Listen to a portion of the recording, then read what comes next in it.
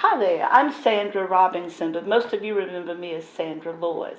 I came to Pensacola High in 1967. That was quite a year. Your graduation date was 1968. A new beginning for me and a new beginning for you. That first day at Pensacola High School, my dad drove me there because, believe it or not, I didn't have a driver's license. I didn't have a car. I had never driven before in my life. So Dad took me to work. I got out of the car and I took that long walk up that walkway. I had a whole group of teachers waiting for me. There was the principal, Mr. Christian. There was the assistant principal, Mr. Mabry. Some of you probably remember Miss Partridge, Miss Priest. They were all there to welcome me. And I said to myself, why are they here to welcome me? Well, believe it or not, I was the first black teacher at Pensacola High School. I wasn't afraid. Wasn't no big deal. My dad taught us that, hey, you can do anything that you set your mind to do. So I walked in that building and I was ready to teach.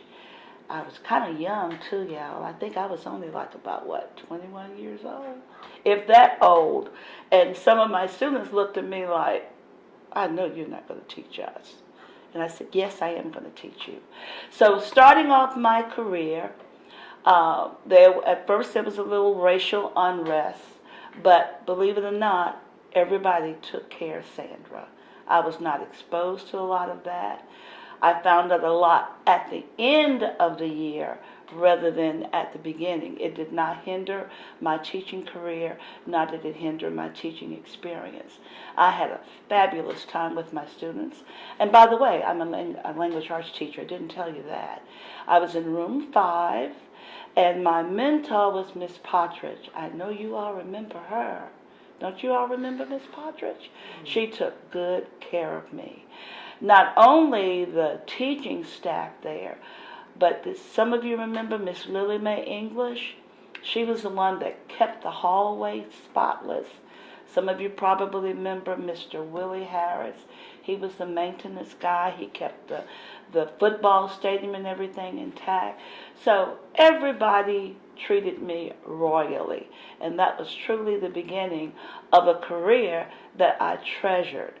I was at Pensacola High for 30 plus years. And when I finally decided to try something different, it was close to my retirement. And I said, well, I want to do something different before I retire. And that's when I went over to juvenile justice. I worked in a lockup facility for teens. And I stayed there for about 12 years. So my span of my teaching career actually started at Wedgwood Middle School, which was a high school then. The school doesn't even exist anymore. Then I went on to Pensacola High School. From there, I did the charter school, which is presently Escambia Charter, and then ending my career at Escambia Juvenile Justice Center. So I had a great year. I enjoyed all the extracurricular activities. As a matter of fact, the principal of Pensacola High School now was one of my students, David Williams, who played basketball. He was one of my students, and he's presently the principal at PHS. So it just goes on and on and on. I could talk about it forever. So I just appreciate having this opportunity to say thank you, thank you, thank you.